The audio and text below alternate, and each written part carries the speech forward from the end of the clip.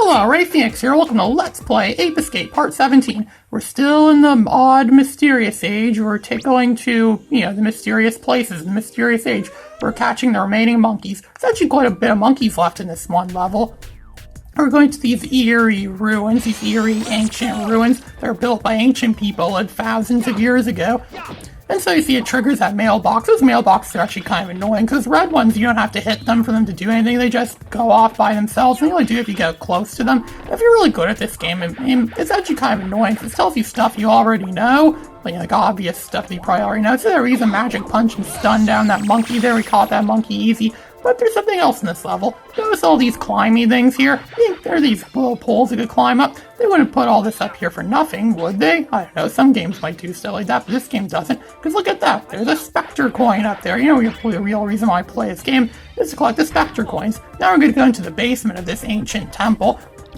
This ancient, mysterious, eerie temple. We're going to find some ancient, mysterious, and eerie stuff. So we punch down that enemy and we collect the triangles it gives us and the health. So over around here there should be, oh yes, it's one of those green pants monkeys. This is one of the first times in the game we encounter the green pants monkeys. Of course he's going to see us and get scared and he's going to like to hit that fan thing. That's some pretty highly high-tech advanced technology for the ancient times, where they have the fans that blow the air around. It's actually easy if we do the super hoop. We wouldn't have this the first time we came to this level, but we do now, so it's really easy for us now to just go up there and capture him.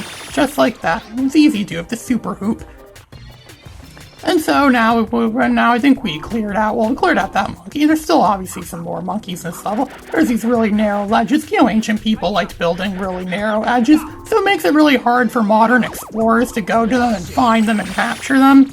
Or capture or take whatever's there. But look at that, there's yet another Spectre Coin down here. This place is rich with Spectre Coins. This is probably one of the first levels of the game that has an abundance of Spectre Coins. You can get rich off Spectre Coins just by playing this one level. I still like to collect every single Spectre Coin there is, even though I probably have all the mini-games unlocked by now. And that's all I do in this game, is unlock mini-games.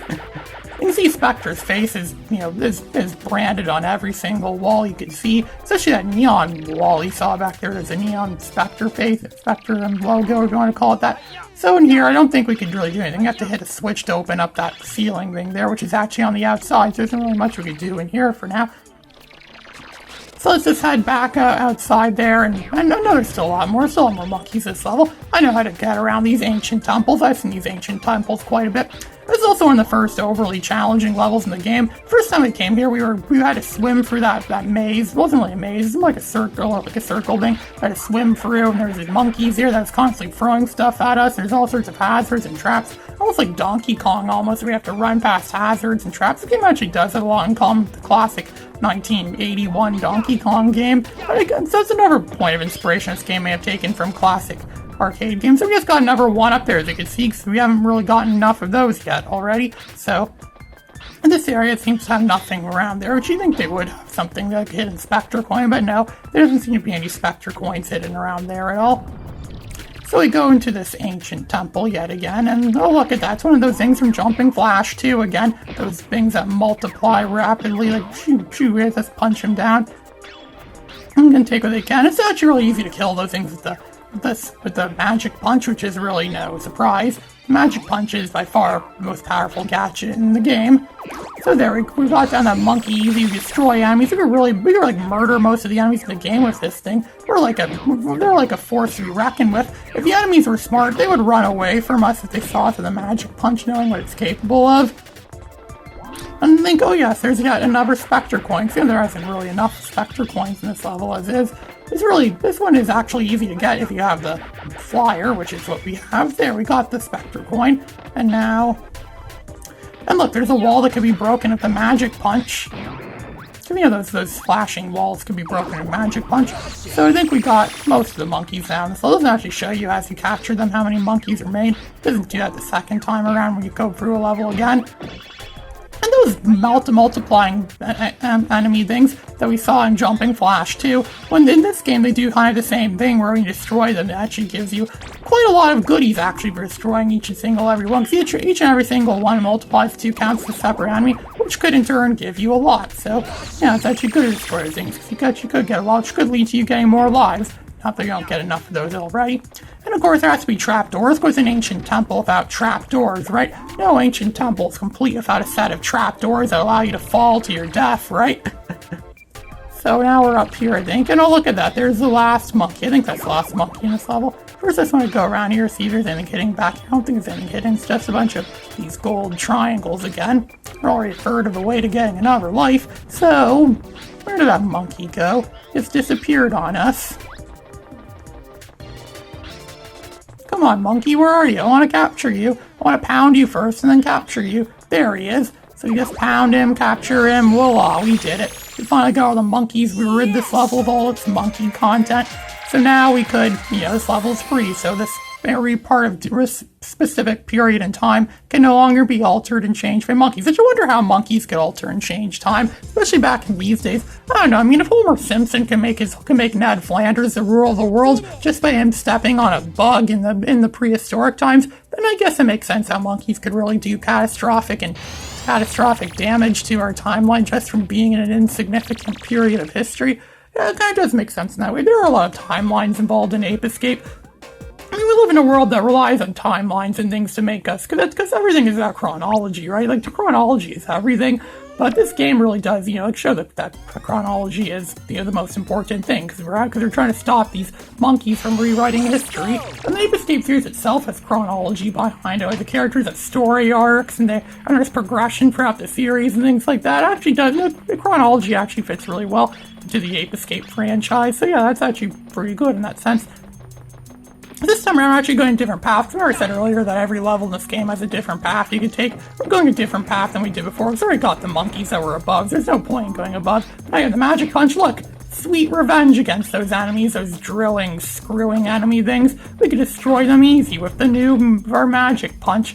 Makes them, pretty much be our slave. They're not going to be our slaves, but you know what I mean. If they were sentient and they knew that we could kill them easy, they probably would be our slaves, knowing that they would get killed otherwise. And of course, we need the slingback shooter. I think this is the first level in the game that gave us the slingback shooter, so. And, oh, look at, I think there was something right there. No, it wasn't, maybe. I know there was something hidden up around here. There's a lot of hidden goodies and stuff. Pretty much all these levels, these mysterious age levels, have hidden goodies hiding around them. I think we already got the monkey that was in here last time. I think we already got that monkey. Remember there was a monkey here last time. I'm trying to remember what monkeys we got last time and what monkeys we didn't get. What monkeys were saved from our wrath, our magic capturings. Okay, so we're going to use the magic punch here. It's very useful. Probably the most useful gadget to use in this part. It's really good at taking down those enemies. And we could use it to punch down that column, or whatever you call that thing, the ancient column. Already looks pretty wrecked as is. So it's no surprise that a magic punch should be able to break it. So you get the monkey. Of course, the monkey's going to run off the top of it before we actually finish breaking. See the way the monkeys are. They always like to get a head start of you, but nah, it doesn't work because we ended up capturing them anyways. This level also feels very, very cryptic and very, I don't know, it's something like this almost looks like something out of a nightmare or something out of a nightmarish level. Well, not really nightmarish, but you know what I mean. It looks like something that could be like in some doomsday world or some post-apocalyptic world where all that still remains is like the ancient structures that may have been built by aliens or something. That's where a reason why, I'm not sure that's the reason why, but a lot of people seem to think the pyramids of Giza are built by aliens, which explains why they survived so much. Modern day buildings are not made to survive a long time. Most houses are not made to last thousands and thousands of years. Of course not. No modern building lasts thousands and thousands of years. Not like the pyramids of Giza. If buildings were like that, then there'd never be no need to tear down buildings. Buildings would never get condemned. It actually might be beneficial to our society to a small extent. Sure, the housing market might crash, but at least we don't have to worry about, like buildings falling apart on us or stuff like that. Those ancient Egyptians may have actually been better construction workers than the construction workers we have today. And I doubt they inconvenienced people too, or did bad stuff to people too. But then again, I know what the ancient Egyptian construction workers are like. So we captured every Spectre Coin. I think there might be another monkey hiding in here somewhere. Or maybe there isn't, I know. No, I try to use the monkey radar as little as possible. This monkey radar is not overly useful a lot of the time. And I like the challenge of just finding the monkeys myself. I know there has to be more monkeys here. I know we couldn't get this here earlier because we didn't have the Sky Flyer the first time we came to this level. But now we do have the Sky Flyer, so it's easy for us to just jump around and fly around the gap. I think it's supposed to, oh yeah, it's going to shoot that down, let that thing down, because that thing's going to get in our way otherwise. So we could fly across this great big chasm, and then we could jump up there, and oh look, there's like another door or something. Oh, look at that, another one-up. Like there weren't enough of those already. I know I keep saying that, but this game really does go overindulge in one-ups. The game forces you to constantly be picking up one-ups to a point where you're gonna probably max out. I'm not even sure if there is a max amount of lives you could have in this game. It's probably 99 or something like that. I've been collecting lives ever since the start of this game. I rarely ever get killed in this game, but I'm still going to be very far from getting 99 lives. 99 lives is a bit much for a game like this.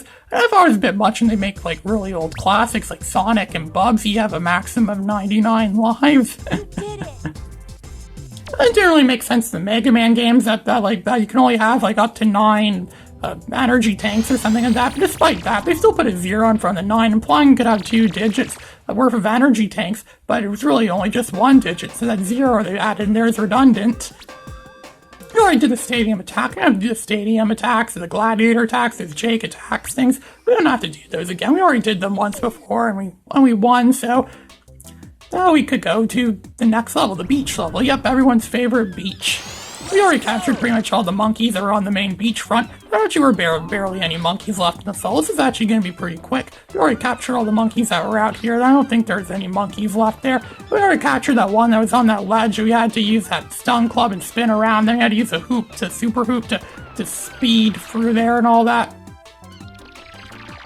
And so I think the only monkeys that are really left in this level are the one that was the ones we had to get, the Skyfly. There was one hiding on a ledge somewhere, and then there was another one we had to. And there was those other ones that were on that cliff or their thing, or that area that we have to jump and fly over to. There's 2 of them there, I think, and one of them gets into the spaceship. So we have to put a fight up with one on the spaceship. There, we captured that one. I think those are the only 2 monkeys left in this level. Those 2 monkeys that are over there. Look at that, I could climb this thing. Spike could climb almost everything but walls, that is, and it has them on, like, which makes him different than Spider-Man or something like that. He does have some Spider-Man-like tendencies, the way he could jump with really good agility. He could jump over things and jump around things and fight things off. I sometimes wonder if Peter Parker really needed to be bit by a spider to become a superhero, especially the way those games are, where there's like health and web cartridges flying everywhere. Pretty much anyone in those Spider-Man games could just easily be Spider-Man. It's almost like we could almost become a popular trend where people just pick up webbing and they say, hey, I'll be Spider-Man. I'll swing around and get my head cut off with a fan or something like that. Yeah, so we captured a lot more monkeys, as you can see here. This is Ray Phoenix signing out.